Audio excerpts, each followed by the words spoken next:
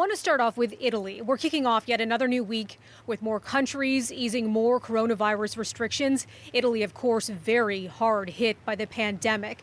The country's known death toll is the third highest in the world, behind the U.S. and the U.K. at more than 32,000.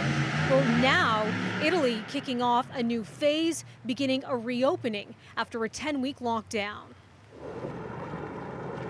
It's back to work for gondoliers and water taxis if they can find customers in Venice. Most Italian businesses, including restaurants and salons, reopening with physical distancing rules in effect. Plexiglass apparently key, with partitions in place for those getting manicures or a meal. Pope Francis held private mass at St. Peter's Basilica, while public masses are now allowed to resume in churches across Italy.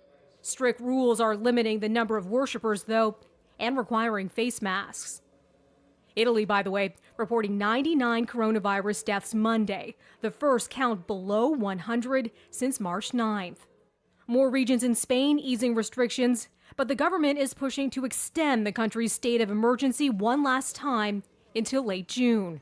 A handful of visitors touring the Acropolis in Greece. Physical distancing markers are on the ground here as the country lifts lockdowns on archaeological sites.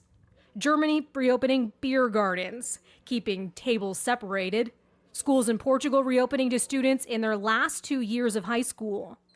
Some students also returning to class in France, but only in regions with the lowest rates of infection.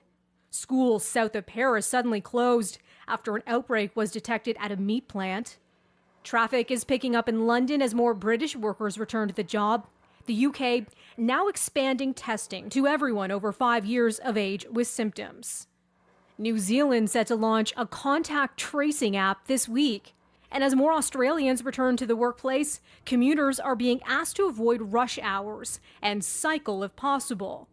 Traffic also returning to New Delhi as parts of India relax lockdown measures. At the same time, India evacuating thousands of East Coast villagers ahead of a cyclone that's set to hit Wednesday.